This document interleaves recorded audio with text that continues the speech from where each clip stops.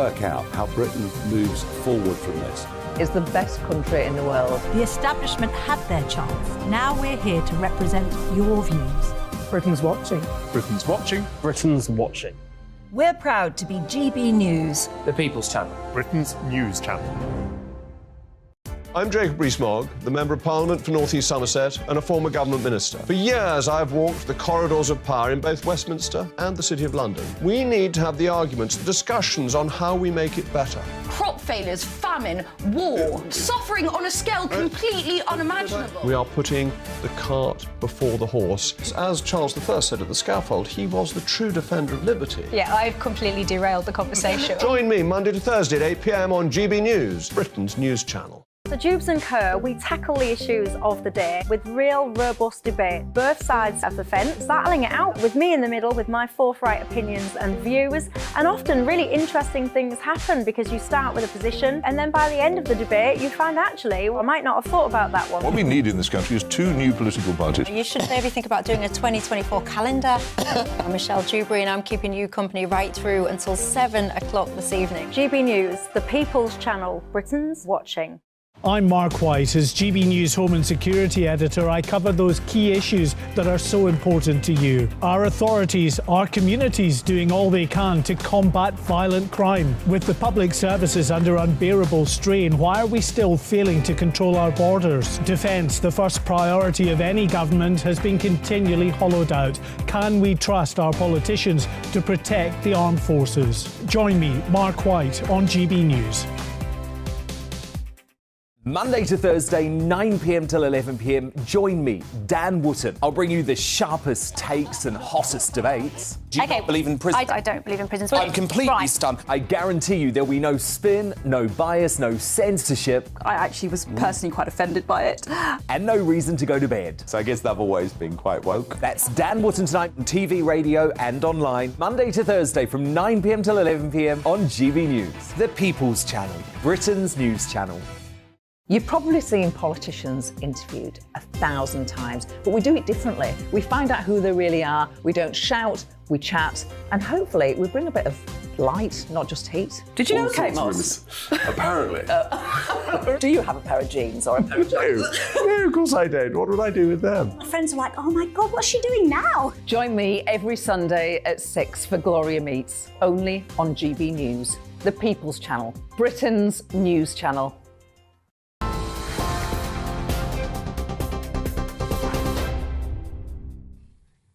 Good evening, you're with GB News. The top story tonight. Philip Schofield has told the Sun newspaper this evening he's broken and ashamed over the affair he had with a younger male colleague at work at ITV, but insists he did not groom him. Mr Schofield resigned from ITV last week after admitting to what he called an unwise but not illegal relationship. In his first interview since leaving daytime show this morning, he said he was deeply mortified and he will be forever sorry. Philip Schofield reportedly met the man when he was 15 years old, but said the affair didn't begin until he was much older.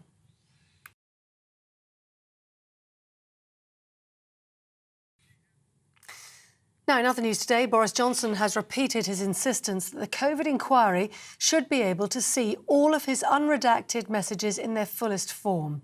In his own letter to the inquiry this evening, he offered to hand over the requested material himself directly. The Cabinet Office today began legal action in a bid to challenge the inquiry's order for the release of the former Prime Minister's messages and diaries. And earlier, the Prime Minister, Rishi Sunak, said the government was confident in its position responding to the COVID inquiry's demand. Officials then ignored a 4 p.m. deadline today to disclose the messages. Labour has received a formal complaint over the conduct of the MP Geraint Davis. He was suspended by the party pending an investigation into reports of incredibly serious allegations of completely unacceptable behaviour. The Swansea West MP has had the whip removed while a review is carried out. Earlier, he said he didn't recognise the claims, but apologised if he had inadvertently offended anyone. British Airways has been fined almost £1 million by the United States government over claims it failed to pay refunds for cancelled flights. The The US Transportation Department issued the punishment, saying the airline failed to provide timely refunds for flights to and from the US that were cancelled during the COVID pandemic. It said it had received more than 1,200 complaints, saying BA failed to provide the refunds since March 2020. BA itself has refuted the claim, saying it acted lawfully at all times. That's it. You're up to date on TV, online, DAB+ radio and the TuneIn app. This is GB News, the People's Channel.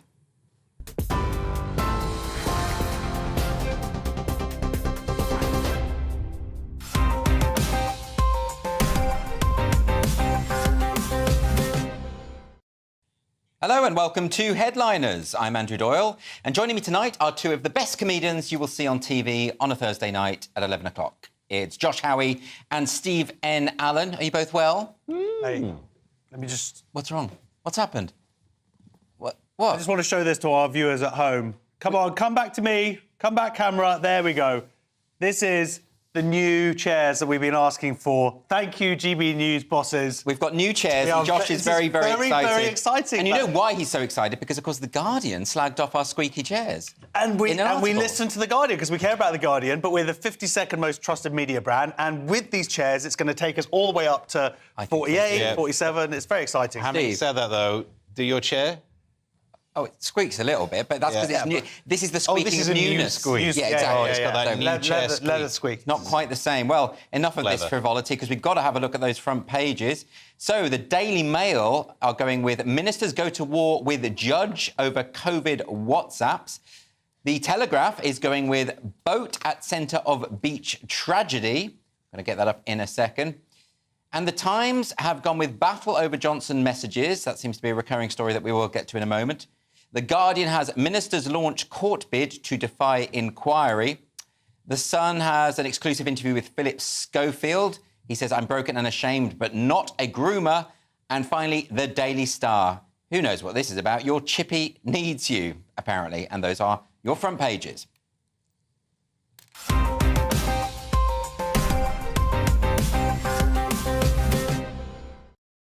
OK, we're going to kick off in depth now. Front page of The Sun. Oh, my gosh. Not just the front page, but also page 2, 3, 4, 5, 6 and 7. Well, they've got a scoop. They got the interview. They've got the scoop here. Yeah. Now, I wish I could say that this is maybe too much coverage, but that might be the pot calling the kettle black. Well, look, yes, a lot of people on the channel have been covering this story. Yes. But The Sun got the interview. They're going to go for 7 pages. Of course they're going to do that. Yes. We should say for anyone listening on radio, we're talking about Philip Schofield, of course. We haven't mentioned his name yet. Obviously. Now, so what's the key aspects of this interview? Well, basically, he used the word groomer. And Right. that, you don't want to use the word that you're trying to say you're not. He's basically said, I'm broken and ashamed, but not a groomer. But I just don't think, like, the first thing a PR class is don't use the word... I think the reason in this case, because social media has been so alive and that accusation, which is, of course, defamatory, has been used over and over and over again. I mean, he makes clear in this, you know, the relationship didn't start until after he was 20. Yeah. These are consenting adults, Steve, doing what they do. Why are we taking so much of an interest? Because people have interest. This is one of those... I think people genuinely feel like they had a connection... Yes. With the people on the telly. They do, don't they? And they feel disappointed that they've been lied to. Yeah. That seems to be a lot of... But is it a lie, though? I mean, the lie was his sexuality. No, I think the lie was the affair as well. I think you think that the cover-up element of it... Well, they were... Well, I mean, my understanding is that they both lied about the affair at the time.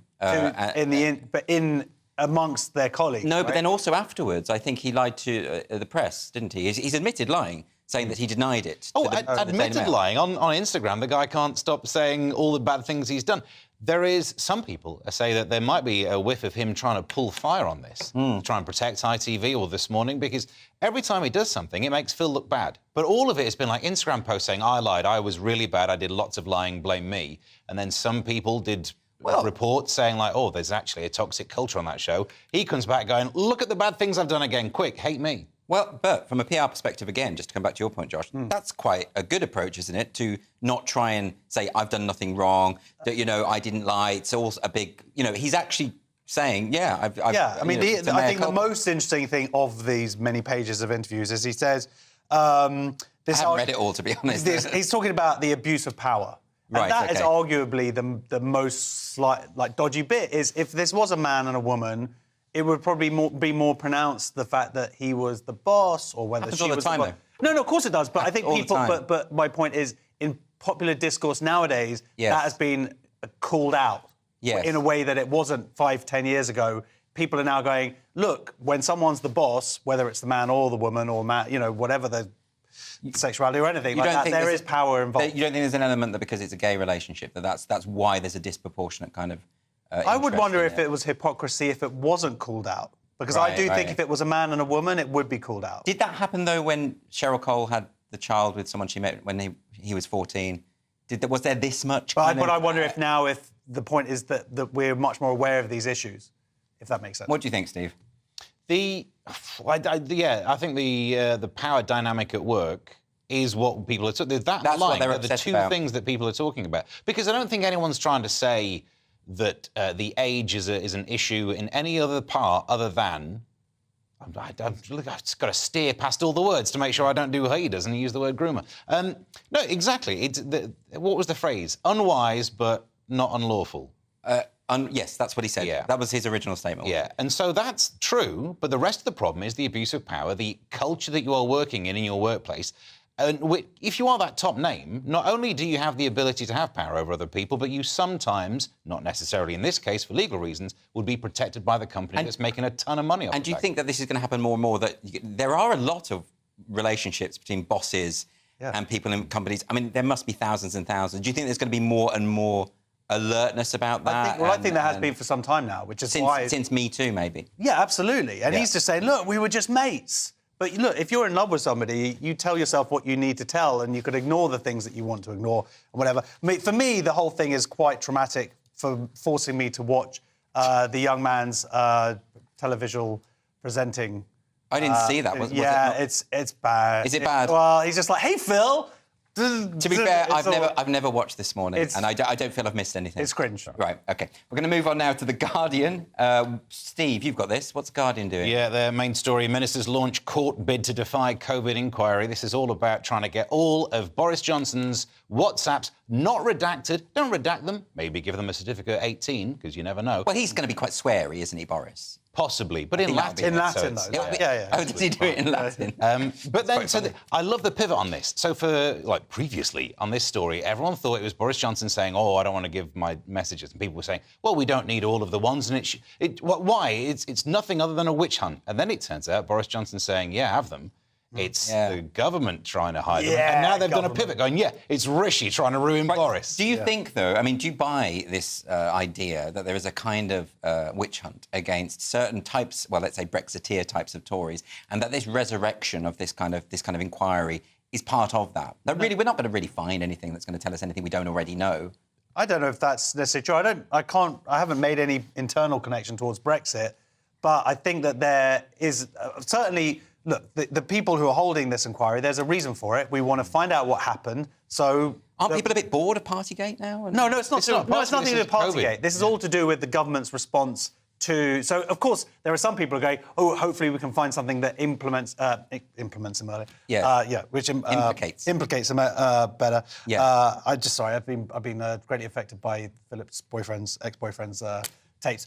But no, I think looking to what the actual purpose of the inquiry is, it's to find out how the government actually responded and why they did, so that this stuff... Yes, what I mean is there was this big, but an article in the Express talking about how they've got inside sources from within the Tory government saying that there's a perception that the reason they're going after Boris so much, the reason they're going after Suella Braverman as well, with the speeding thing, that all of this is actually because they want a kind of ideological purity within the party. I'm not saying that's the case. Yeah. I'm just saying... But the newspapers weren't pointing that out when it was very much the opposite, that if you had previously voted Remain and you were a Tory, you were frowned upon for a big period of government. Okay. It boils down to the fact that whoever is chairing an inquiry needs to be the person to make decisions on whether information is germane or not. I wonder, at what point will politicians just stop using WhatsApp? They should. That would be the solution. Yeah. Because it's always going to leak. It's always going to leak. Pigeons. Carrier pigeons. Have two accounts. You know, if you get WhatsApp for business, you can have two accounts on the same phone. Not that I'm saying I have to have two accounts on my phone, but if you do, then... Yeah, are you a drug dealer or something?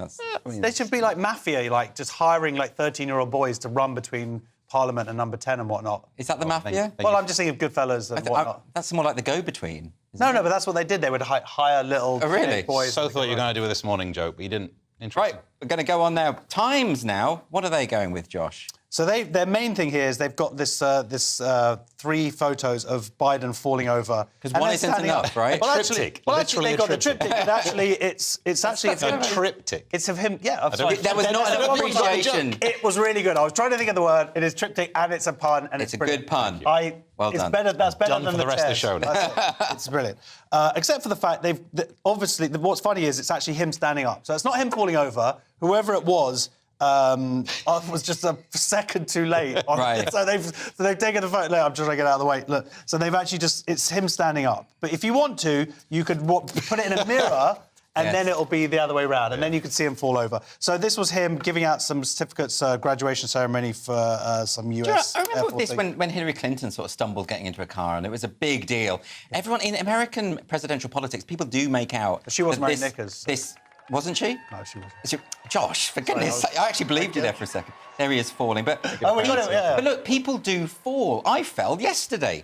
You know, yeah, but I guess I'm not running for president. His age. Yeah. He was he's looking at blaming. He was blaming somebody. He was blaming Trump. Trump was on the floor and tripped him over. I think Steve. All I'm saying is, I think it's a bit mean that you sort of focus on the occasional stumble. Yeah, but ordinarily I'd like to be the guy who turns up and throws that spanner in the works, going, well, you can't really blame. You know, this is one of those things where you're taken out of context. He makes it so hard because he keeps falling down. He fell upstairs last time. Multiple times. How do you do that? Yes. Gravity doesn't work in that. No, look, there's a serious discussion to be had about, his cognitive abilities. He has difficulty speaking. His gaffes are quite extraordinary. Right. I've got difficulty speaking. You do for different reasons. So it's different. I haven't had a coffee. But the other thing is, everyone says, he's 80 years old, but then you've got 83, you've got Al Pacino's having a new baby, 82... yeah, but you probably have to fall. Robert De Niro, he seems more doddery than them. You can get better 80-year-olds, can't you? This that sounded awful, but you know what I mean. Yeah, age is relative. Yeah, but he does see. Maybe it's all the white hair. He's got hair, fair enough, but. People are concerned, but arguably also he's running the free world. He wins the election. He's going to be in power still at 86 years old. Yeah, but this is also why. So there are some serious questions to be asked here. Yeah, but what if the Republicans do decide to go with DeSantis? It will really expose the frailty of Biden Absolutely, at that point. But they're not going to, are they? They're going to. AI is going to kill us all before then anyway. There's also a thing here about crackdown on Westminster sex pests amid a fresh scandal. So this is another thing. It's like MPs stop tweeting or WhatsApping each other and stop being sex pests. Just get off WhatsApp and Twitter, full stop. That's the message there. Anyway, look, we've just got time in this section for Friday's Daily Star. What's their front cover all about, Steve? Your chippy needs you. Half of our fish and chip shops could go bust by 2025 unless, it says here, you buy extra portions. I'm going to stop you right there, the Daily Star, if that is your real name. If you've been in a chip shop recently, it's like 12 quid for a fish. It's crazy. Yeah.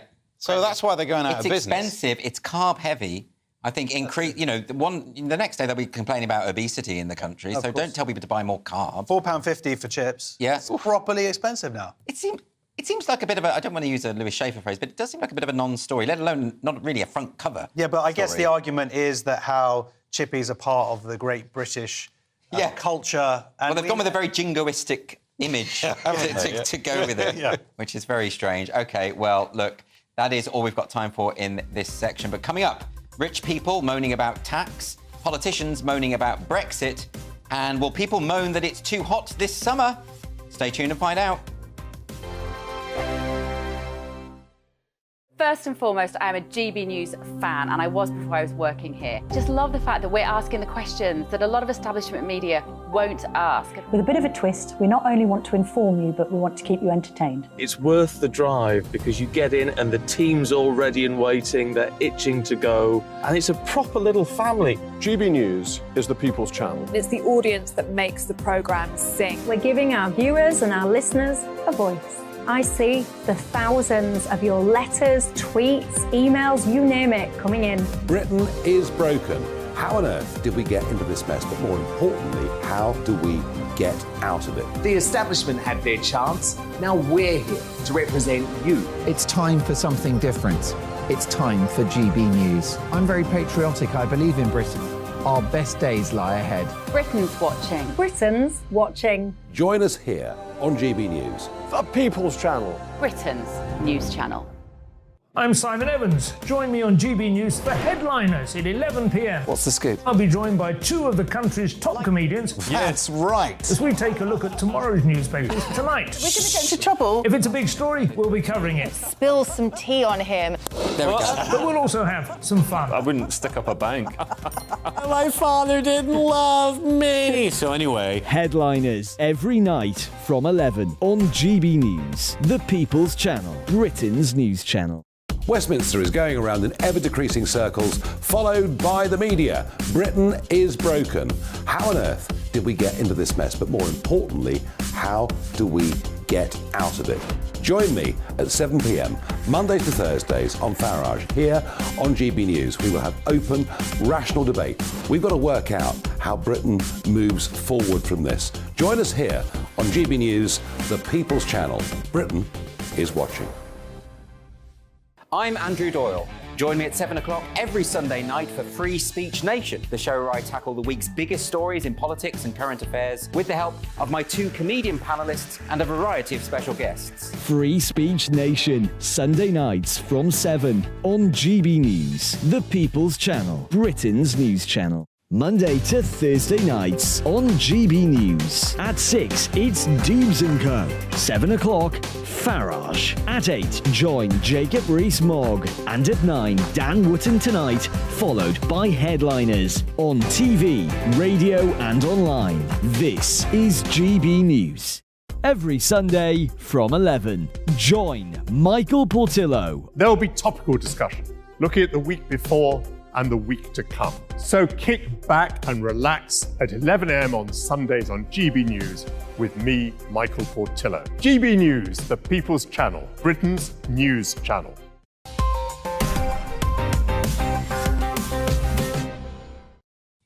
Welcome back to Headliners, your first look at Friday's newspapers. With me, Andrew Doyle. I'm still here with Josh Howie and Steve N. Allen. So kicking off this section with The Independent, a story about immigration. Josh, what's new? Indeed. Sunak putting tackling illegal migration top of the agenda at European summit. He's meeting with 50 European leaders. He's also signed a deal in Moldova. This is where they're meeting, which is an amazing thing for our immigration because it's a returns agreement with Moldova. It's going to allow the UK to send back any Moldovans found to be in violation of immigration law. It's fantastic. Yes, OK, there's only one person who actually this will apply to this year. There's 17 people, though, since 2018. So this is... Yeah, but that one person was a real troublemaker. Oh, my God, getting up to crazy things. Yeah, crazy so you've got to send them back. Yeah. So this is the point, isn't it, Steve, that, as Josh, puts it, it's not really a big deal, the Moldovan issue. No. Isn't the issue really dealing with France and the way that France are actually... get the French back. Well, they're just messing a lot of this up, aren't they?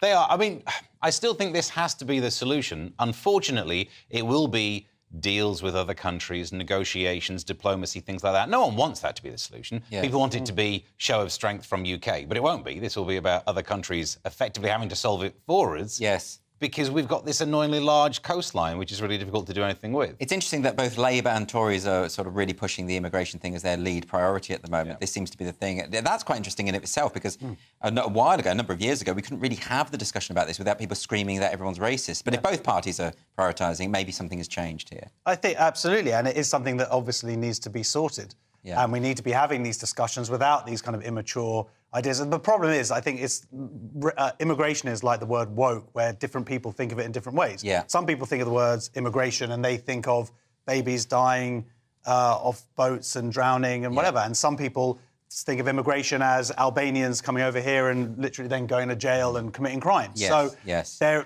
whereas the truth, of course, is there's truth to both sides of these things. And but he does quite an interesting thing, Sunak, here.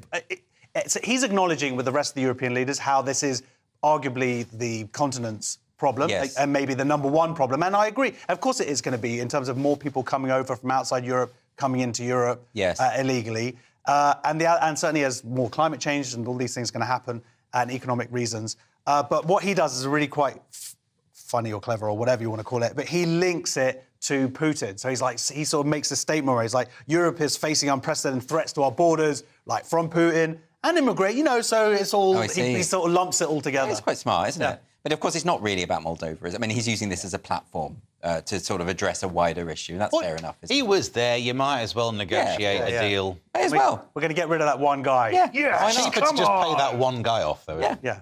OK, The Guardian next with Brexit news. This being The Guardian, I'm sure they'll be very positive, Steve. It's been the best decision democracy has ever made in the last however many years it's been. That's what The Guardian says. Great. Yeah. They go with UK factories blame 16th month in a row of failing exports on Brexit barriers. To be fair, though, there's a couple of things in this. Firstly, there's words from Larry Summers, which I believe is the male version of Ann Summers, mainly wife runs. Or the former US Treasury Secretary, Larry Summers, says that it will be remembered as a historic economic error. A couple of things with this. The first one would be, if you leave a trading bloc and you don't think it will impact trade, how have you convinced yourself of that?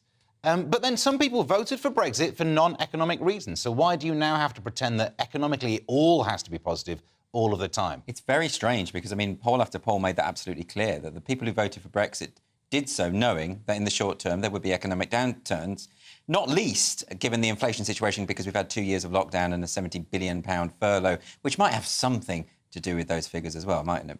Oh, totally. But they're saying that it's partly Brexit is impacting those inflationary figures. Yeah, sure. But look, cutting ties with our closest economic partners is going to have an effect. It's having an effect. We're paying £250 per household for food, more than would be otherwise. I don't know if people necessarily voted for that. Well, I think what you're talking about is mismanagement of an opportunity that Brexit was, because it was treated as damage limitation, because they didn't sort of secure but adequate then deals. Other polls said that people didn't appreciate that they would be that leaving the EU was also about leaving the single economic market. So what are you talking about? In terms of, a lot of people didn't were. Of course they knew that. Well, you could have had a soft Brexit. They didn't vote for a hard Brexit. You don't know what type of Brexit. Well, look, let's put it this way: every single debate made it absolutely clear we'd be leaving the single market. It was right there in front of it. The biggest debate we had at Wembley Arena. The first thing that was said was a video about the consequences of leaving the single market. The idea that people didn't know what this meant. Did they say that? But did they say that there were going to be economic factors? I don't remember anything. I remember 350 million for our NHS and whatnot. Because you read the tabloids and you remember, just one thing on a bus. But we're talking about, debates were had for months and months, and people really got to grips with it, and they understood what was going on here. And I feel it's a very... But maybe people did at your debates, but I'm wondering if other people didn't. Well, but the idea of soft and hard Brexit those were terms used after the referendum. Yeah, exactly. So we couldn't have previously agreed on whether it was going to be hard or soft before you went and cast your vote. You couldn't know for sure whether you voted for hard. And this is why, as we all know, the main reason why people voted was a matter of principle. It was about sovereignty. The idea that laws that govern this country should be made within this country, which is a very important principle for any democracy. Yeah. That was the main reason. But what you can't do but they didn't know what the price was going to be necessarily. Well, no one knows what the price is going to be. There might be benefits. People did say what the price would be, and I don't believe that also that people knew that it was actually going to have that much. Maybe some people didn't know. Maybe they did, but it doesn't invalidate the vote, and it doesn't invalidate the principles that were. Well, no, the votes happen, but the point is that it's people. I think we will know in about 30, 40 years whether Brexit was a good idea economically, but I think it will still have been a good idea even if we are poorer. That's my view, because I do think it's important that you can vote out people who are in charge. If you can't do that, then we're not living in a proper democracy. Unfortunately, the last two prime ministers in the country have not chosen either. No, and I believe that they should have run a general election as soon as they were appointed. Cool. Well, there we go. That's my view. Anyway, on that. The Mirror now. Tory millionaires complaining about their fortune being taxed after they die. Josh, what's going on here? Well, it turns out that rich Tories don't want to give up their money. Well, they're haunted by this idea. Well, it's not worse than that. Tory millionaire whines as he's haunted by having to pay tax on his fortune after he dies. This is mega-rich Nadeem Zawahi. He was the Conservative Party chairman. Yeah, so he there was some slightly disgraced, wasn't he? Interesting tax dealings, shall we say? Yeah, he doesn't like paying tax. Yeah, well, so surely after he's dead. There's a group of well, because he wants it to go to his family, and people like Jacob Rees-Mogg, who work for this channel as well, were saying that it's like a double tax because you pay tax on it as you earn it. And well, there's an ethical question, isn't there? Yeah. So is it ethically right to inheritance tax as a prospect, the idea of taxing someone who's just leaving money to an offspring, is that ethically OK? But this only affects the really super rich, doesn't it? Yeah, and it raises $7 billion a year. It's the top 4% of this country, or earners. I would say I'm in favour of the idea of a bit of a whiff of redistribution. Well, tax in general is all about redistribution, and the idea of an inheritance tax has some merit. However, The problem is it's not just the super rich now, because the amount at which it kicks in has been frozen for a while. It's certainly not kept pace with inflation. Really? Which it should do, because what we're effectively saying is there's a value. Above this value should be taxed. But if you keep the number the same and let inflation push everyone up, house prices means if you are a relatively lower middle-class family somewhere near London, you're going to be paying inheritance tax. You're not mega rich. But on principle, do you think it's fair? Yeah. You do? Well, yes, because you get double tax on everything. People use the double tax argument. You earn your money and you pay tax on it, and then VAT, duty. There's millions of ways of being double taxed. But should you be leaving anything to your kids anyway? I mean, is it Bill, it's one of the big billionaires like Bill Gates or someone who's deciding to get rid of all his money before he dies so that his kids don't get any? Yeah, and I hope his kids don't visit him in the old person's home. No, I mean, look, I agree with Steve in that I think the threshold needs to go up with the more increase in house prices. I think it should go up to just above what I'm going to inherit. My parents' flat. Okay, there we go. My dad's flat. There we go. There we go. It's all about you, Josh. Always. Fair enough. Always. Telegraph now, breaking news. It's warm in summer. Yeah, well, not only warm, but there's new heatwave warnings that could miss vulnerable old people because they aren't online. How do these warnings come through, then? You're going to get an email. No, Windows. You open the window. All right, and, then and you see that there's a sun. Molecules move faster. See the sun, yeah. Wait, so the government is now emailing us to say it's a bit hot? No, I think you are being willfully slightly off the mark there. A bit hot, I don't think they're saying. What are they saying? saying? They're saying there's a category of heat wave that could pose a threat to life. How did we survive before that? No, some people didn't. Didn't we just... I know as you try to be clear, but you know those people who die in heat waves? Yeah. They're the ones that maybe they're trying People to... die of all sorts of things. People die of using a kettle. I don't need to have an email about the dangers of a kettle. You are on it today, aren't you? No, look, I'm just saying. We can work out when it's hot and we take a few layers off. Give me a break. Or get an email. Wow. And, you know, actually, your grandparents still alive? At the moment, you already receive weather warnings. If there's, yeah, you know, if you ever watch the telly, I don't know if you've come across this concept, but any broadcast media and newspapers as well will tell you. Have you seen some of the people who are on TV these days? I can't be dealing with it. So we already get these weather warnings, these extreme. Like last year, 40 degrees, we got the warning about it. Yeah. Favourite thing about last year's heat wave was that all of those people who go, you don't know what hot is, 1976, that was a heat wave.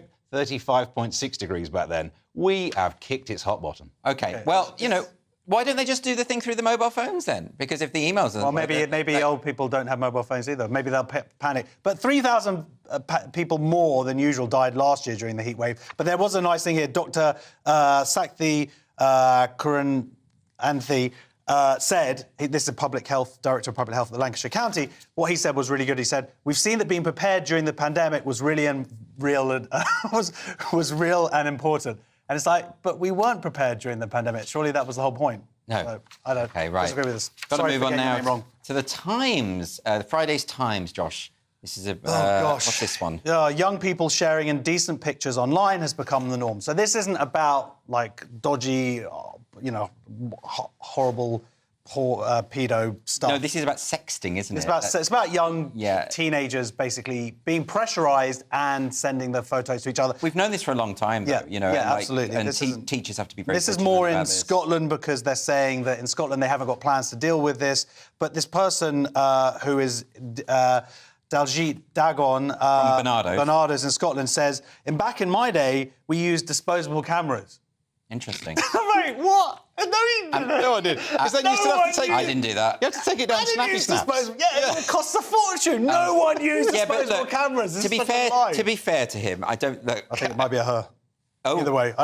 To be fair to whoever this individual is, the point that they're making is it's not new behaviour. The idea of like teenagers experimenting sexually and everything is the problem is we have this technology now where they put themselves at huge risk, and of course when they're kids they don't really understand the nature of that risk. And but to be fair, schools have they've implemented lessons about this.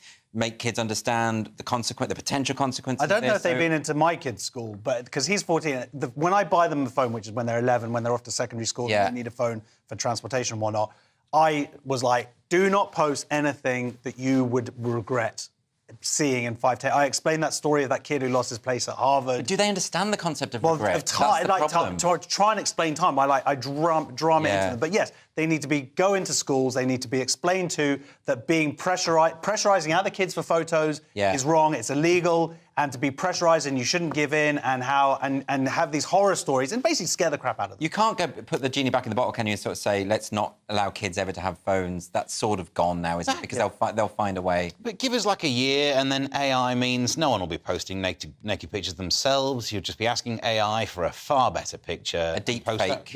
Yeah. Actually, that's a good idea. I'm going to do that, sending off a little photo to my missus. I did it, but I used a disposable camera. And you should have seen the looks in There we go. Clever. OK, right, well, that's all for this part. But coming up, are film reviews racist? Do BMW drivers deserve their reputation? And how we can all improve our brain capacity. See you in a moment. It's all about family, being in people's living rooms, all the interaction and getting to know who our viewers and listeners are. When I was young, my dad used to say, no, stop arguing. I wanted an outlet that would enable me to give my opinion. People are going through a really hard time right now, and I know that you don't feel like you're being listened to by the establishment. I came to GB News because it's the People's Channel, and I want the audience to have their say on the events of the day. We're dynamic. We do something different. Democracy shows that the wisdom of the nation is in its people.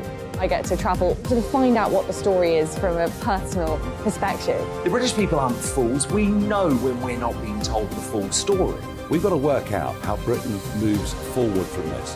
It's the best country in the world. The establishment had their chance. Now we're here to represent your views. Britain's watching. Britain's watching. Britain's watching. We're proud to be GB News. The People's Channel. Britain's news channel. Join me, Patrick Christie's, Monday to Friday, 3 till 6. We tackle the day's news agenda like you've never seen before. It's high tempo, high octane, the most controversial topics, and the best guests. You will not be able to take your eyes and ears off it. I'm not afraid to ask the questions that you really want answered. 3 till 6 p.m, Monday to Friday on GB News, the People's Channel, Britain's news channel. Join us every night on GB News at 11 p.m. for Headliners, which is 3 top comedians going through the next day's news stories, which is exactly what you need, because when the establishment has gone crazy, you need some craziness to make sense of it. So join us 11 p.m. every night on GB News, the People's Channel, Britain's news channel. Join me, Camilla Tominey, on Sunday mornings from 9:30, taking the politicians to task and breaking out of SW1 to see how their decisions are affecting you across the UK. Bursting the Westminster bubble every Sunday morning, only on GB News, the People's Channel. Britain's watching. I'm Jacob Rees-Mogg, the Member of Parliament for North East Somerset and a former government minister. For years, I've walked the corridors of power in both Westminster and the City of London. We need to have the arguments, the discussions on how we make it better. Crop failures, famine, war, suffering on a scale completely unimaginable. We are putting the cart before the horse. As Charles I said at the scaffold, he was the true defender of liberty. Yeah, I've completely derailed the conversation. Join me Monday to Thursday at 8 p.m. on GB News, Britain's news channel. So Jubes and Co, we tackle the issues of the day with real robust debate, both sides of the fence, battling it out with me in the middle with my forthright opinions and views. And often really interesting things happen because you start with a position and then by the end of the debate you find actually, well, I might not have thought about that one. What we need in this country is 2 new political parties. You should maybe think about doing a 2024 calendar. I'm Michelle Dewberry and I'm keeping you company right through until 7 o'clock this evening. GB News, the People's Channel, Britain's watching.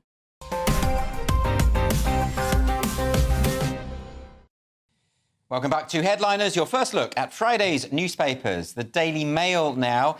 And apparently you can't trust online reviews. Steve. There's a solution. According to the Daily Mail, this film buff has launched a new website, Worth It or Woke, to combat left-wing filmmakers. Already saying that Disney's Little Mermaid is not very good. Already this story bothers me right off. There's so much wrong with that. You know, if you want to review films, why not review them on a system I like to call good or bad? Good so or effectively bad. a spectrum, don't get me wrong. And between these two, you could judge a film. Whereas saying, what would happen if you did that? You would make a better review, but the Daily Mail wouldn't write about your website. Well, I mean, I question this idea that wokeness is left-wing anyway, but let's leave that aside. I mean, but the thing is, like, the truth is that that most films do have an element of preaching in their ideological preaching, and it does get boring, doesn't it, Josh? And it can also affect the quality of the film as well. Yeah. So to the degree to which it has an influence on the narrative and when things don't make sense to fit it. What he calls it here is the woke quotient or the woketient. It's not as good as your little... But I don't your think you little need an pun. assessment. I mean, look, it's great. But sometimes he says it's distractingly high, in which case... Oh, it can be really annoying. And it's really great when a film does come along and you watch it and you think, oh, I'm not being preached at by the filmmakers. This is really good. Well, according to this website, there's a great one about I think it's the George Foreman story. He likes if there's a grill involved, he likes that. That's not a woke thing, I guess. Yeah, no grilling. But then although some of the criticisms of the Little Mermaid one was that there was questionable CGI. What's that got to do with wokeness? Well, OK, so the site isn't just about wokeness, it's reviewing all aspects of the film. Maybe that's a bit better than you thought. Yeah, like maybe if the wokeness thing is just an element of it... Don't call it worth it or woke. No, but that's just a publicity thing, I imagine. Exactly. But speaking of The Little Mermaid, there's this article now in The Times, Josh. What's this? Racism allegations after The Little Mermaid draws bad IMDb reviews. So we've seen this phenomenon before where people supposedly go online and give one-star reviews, and then other people commentators go, wait a minute, it's everybody being racist. This is, to my mind, the first time that you've seen an aggregate review website actually then change it, because they've actually changed it to 7 out of 10, even though it's got many, many one-star reviews. Now, I should say, my daughter went along today with her godmother. Suppose they both loved it. I mean, my daughter's got terrible taste, but absolutely loved it and just thought it was better. And it's been a huge hit in America as well. How do they know then? So basically, this website changed the review mechanism. Yeah, because they say they suspect a lot of the negative reviews are racist. But then the Times went on and looked at these written reviews, and they didn't mention anything to do with ethnicity. It should be pointed out for anybody who doesn't know that they've hired a black actress or actor, I don't know if you're allowed to say actress anymore, to portray Ariel. And yeah, but she's a mermaid. Doesn't matter, exactly. Does it? No, it doesn't matter at all. It's ridiculous. She's got gills. If you're worried about realism, there's talking lobster, right? If I remember correctly. There is a talking lobster. So, but you know what? Like, I don't remember when Ghostbusters came. The Ghostbusters remake came out. The female one, and everybody gave that, or it got loads of one-star reviews, and everyone said this is so misogynistic. It's like, no, it's a rubbish film, and all those people involved, same director and whatever, made Bridesmaids one of my favourite movies. Yes. But the point was that was a rubbish film. But if you accuse something of being bad, then they're going to accuse you of having, in a bad faith way of saying, oh, you're racist or you're a misogynist. That is interesting, isn't it, Steve? Because there's been loads of these sort of things where, critics love a film because it's all about ethnicity and diversity and equality. Things like The Last Jedi, which got, 93% score from critics and, 2% from fans because it was a terrible film. So is it not just the case that sometimes people are just saying what they think? Well, what you need to balance this, I imagine, would be some sort of website where someone takes it upon themselves to judge the wokeness of films. That's what you need. Score it down based on wokery. That's what you need. OK, well, if anyone out there has that idea, bring it to, Dragon's Den, because we're not going to do it. All right, The Times now, another story about the endless saga of free speech at our universities. Yeah, Oxford College threatens to expel students who misgender trans peers. Regent's Park College unveiled harassment policy. Now, a couple of key words in here, I think, saying there are tough measures for anyone caught consistently using incorrect pronouns. So it's worth remembering consistently in there. The new policy says that unlawful discriminatory behaviour, including transphobic harassment or bullying, will be regarded extremely seriously. You could probably get yourself expelled for harassing or bullying in general. Yeah, well, that would be my point. Those things are already against the Code of Conduct at Oxford University. You're already going to get expelled if you harass or bully people. But this is a bit more troubling because we're verging here on compelled speech, given that most people, the vast majority of people, use pronouns in accordance with biology, not in accordance with the gender identity. And so, therefore, by saying you have to use the pronouns that people demand, you're effectively saying you have to make this religious pronouncement. You know, it's like saying that we have to go around praising Baal. But are they doing that? Are they saying you have to use these pronouns? Or are they saying if it is detected that your use of pronouns is consistent and causes distress... That's slippery, because... Who defines distress? You know, I'm not going to call a single person they or them, so I would consistently not use that. We've never had this conversation. I know this is the most annoying thing I could ever do, just getting on grammar, but you know what I'm like, I love it. Everyone uses they and them. They do. It's a colloquial form when the gender of the person is not known. Yeah. It is not used when the gender of the person is known. It's not used in formal English at all. In fact, if that happens as an English teacher, I would always correct it. But it's so in common usage, which eventually becomes your actual English. And there's the point you've hit on. The language evolves. Yeah. But when language is compelled, when people try to impose changes to language, then it's authoritarian. And that's what I object to. So I was saying, is it a change that's already occurred evolutionarily? But it hasn't. I mean, if you read one of these articles where they talk about Sam Smith and it talks about they, them all the way through, about halfway through, virtually everyone gets lost. No one knows what they're talking about at some point. So I really contest that. And I think if in like 300 years' time, they and them does catch on as a singular pronoun, then that's evolution. Who cares? I don't care. It won't, and it hasn't. But activists have insisted that it should. Someone's left their umbrella on the train. That's definitely one person. That's an excellent example of what I was talking about, where someone, if you don't know the gender, that is an acknowledged colloquialism. But so they would argue you don't know the gender. Because otherwise you could say, oh, well, his or her umbrella. Yeah, but no you one's do going to know do that's the thing, is you do know the gender, because you will be able to tell. No, but they would say you don't know the No, gender. well, they may say it, but they are lying because And it's not true. But that's the point, isn't it, Josh? Again, we're talking about most people use he and she to denote biological sex. And people are saying, no, you need to use them according to my sense of self. Well, that's it. It's my, I. They're good pronouns. And the other thing is, it has to be factored, is they're arbitrary and they're quickly changed. Some people are like, oh, I'm they, them, and next week they change another thing. So you get it right one week, you get it wrong the next week. And the other thing that they're saying here is like unlawful discriminatory behaviour. But how are they defining discriminatory in terms of, like you say, is using someone's pronouns discriminatory, not in a legal sense, no. And they also said here that gender identity is a protected characteristic. Yes. Well, it's not. People who have been through actual sex change and have the certificate, it is. But they're saying that gender identity is just emotions or a feeling. That is not the same thing, and there's nothing legal around those things. Stonewall and groups like Stonewall claiming that is protected in law for years, but that's not true. And it's not true. So this is lying. This is an actual Oxford college lying. This is the problem, isn't it, Steve? That there is a kind of a slippery slope element to this. For instance, do we have to observe neopronouns? Je and je, j'aime and je, faire and fille? Because I'm not going to do that, and I don't think you would either, right? So I think the only person who would is the Jack and the Beanstalk giant. Feels like... Fee, fi, fo, fum. Yeah. That's fair enough. But I was trying to make a serious point, and you just completely undercut it with your frivolous nature. I agreed with you. One would almost think you're a comedian. OK, we're going to move on now to this one. BMW drivers, not very popular, apparently. This, Josh, is from the Daily Mail on Friday. Indeed. BMW drivers have been voted the rudest motorers on Britain's roads. This is the classic article as press release for a company, the company here being Go Shorty, revealed at the very end.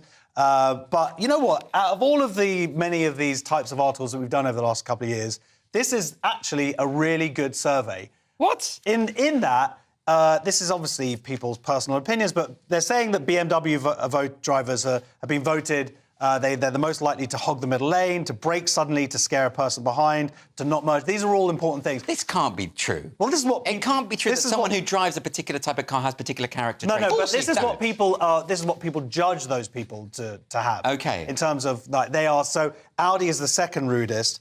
But what I think that's unbelievable is they're talking about... They don't mention until right near the end about people who don't indicate.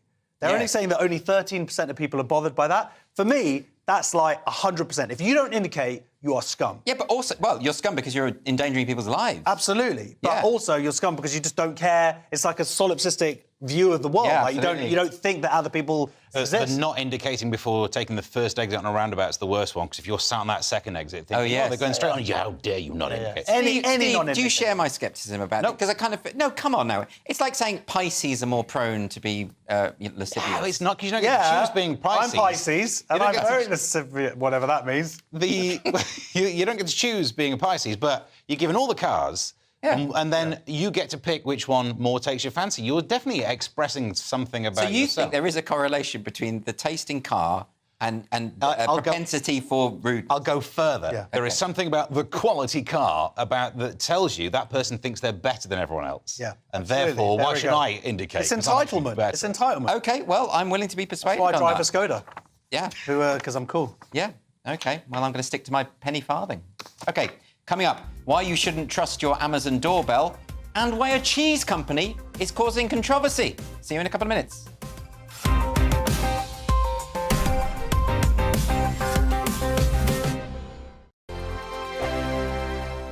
I I joined GB News because I was sick and tired of not hearing my views being represented, not just mine, but so many people that I knew and spoke to. I just couldn't get my voice out there. I couldn't say anything. I couldn't do anything. Whatever the narrative was, I kind of had to follow it. GB News is there to provide a voice for those who have been ignored by the establishment media. We think different things, we've got a different style. GB News is here to be optimistic and positive about the future. It's real kind of dynamic and flowing, with the audience very much at the heart of it, like a big family. Here at GB News, we talk about the things that matter to you. Hearing the voices from right across our towns and cities, especially our towns. All sides of the argument represented with a heavy dose of opinion. We're on a mission here to make a difference. And the GB News family really is here for you, and whatever time of day you can watch or listen. Britain's watching. Britain's watching. We're proud to be GB News. The People's Channel. Britain's news channel.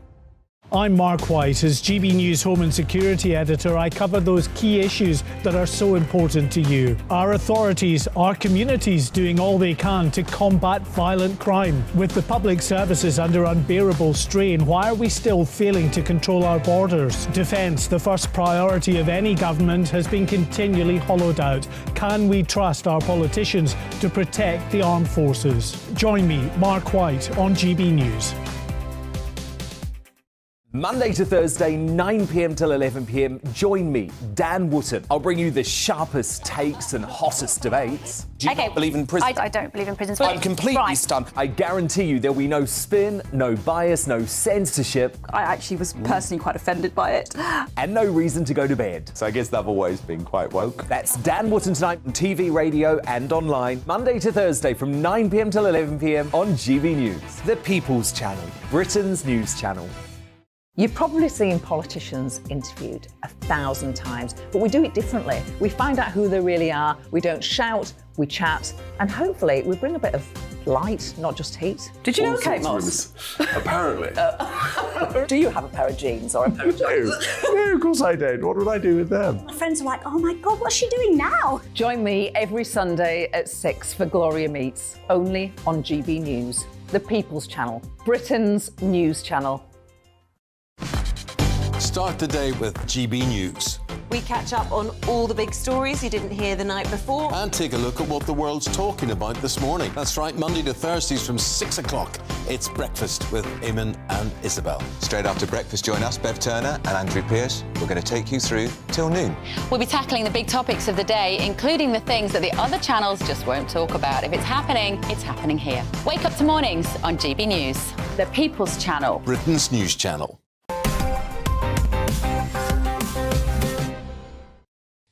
Welcome back to Headliners, your first look at Friday's newspapers.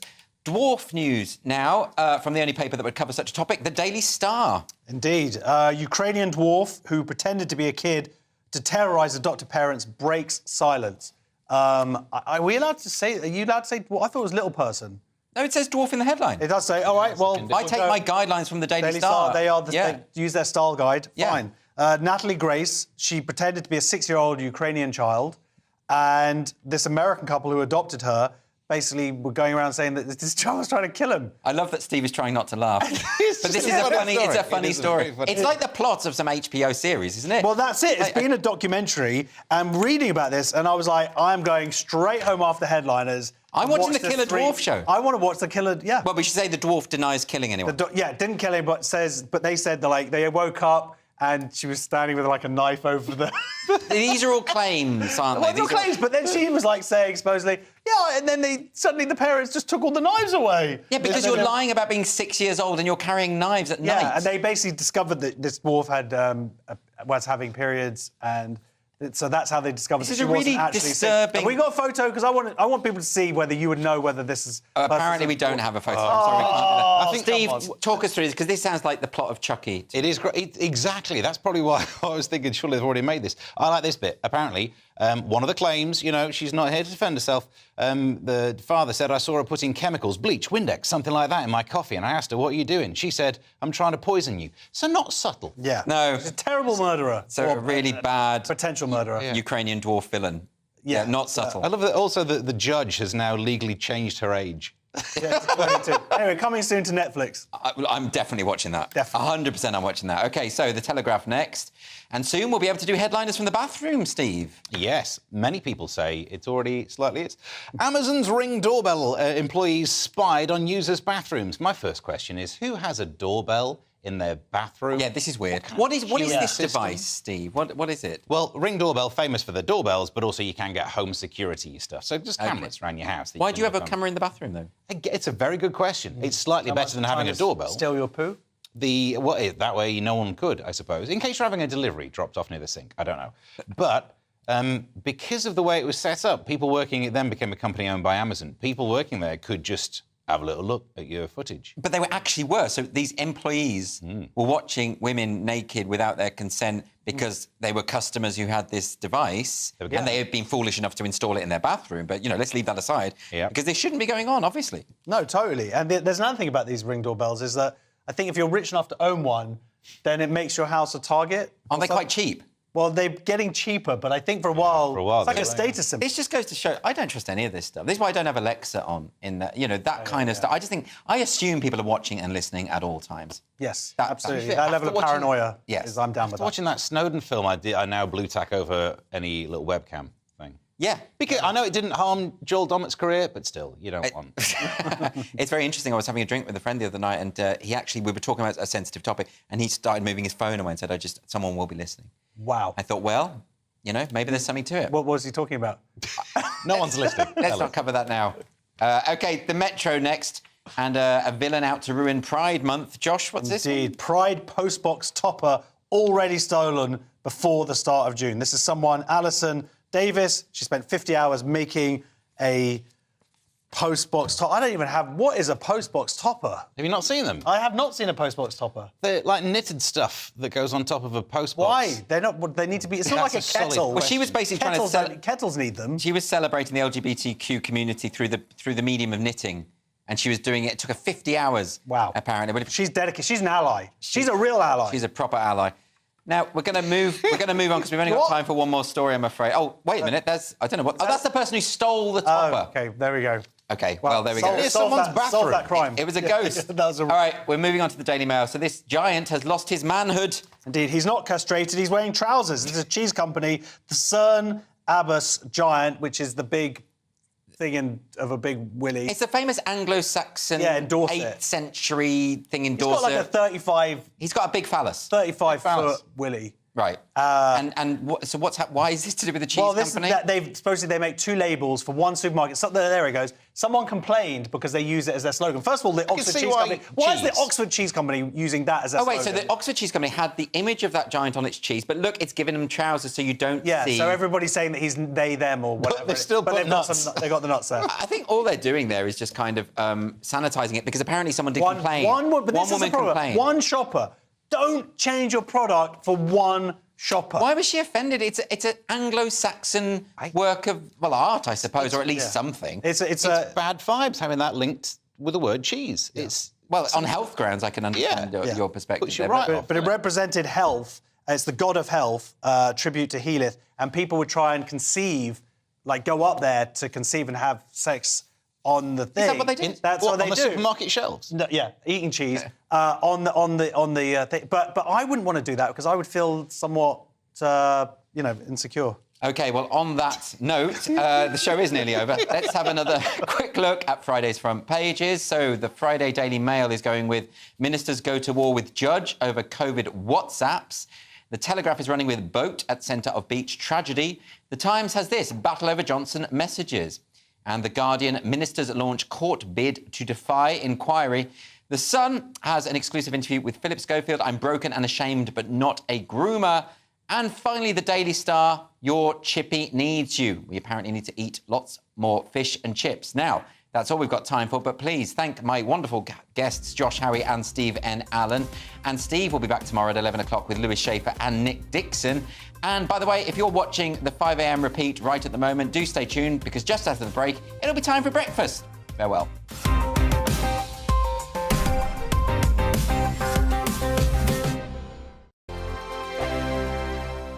First and foremost, I am a GB News fan, and I was before I was working here. Just love the fact that we're asking the questions that a lot of establishment media won't ask. With a bit of a twist, we not only want to inform you, but we want to keep you entertained. It's worth the drive because you get in and the team's all ready and waiting, they're itching to go, and it's a proper little family. GB News is the people's channel. It's the audience that makes the programme sing. We're giving our viewers and our listeners a voice. I see the thousands of your letters, tweets, emails, you name it, coming in. Britain is broken.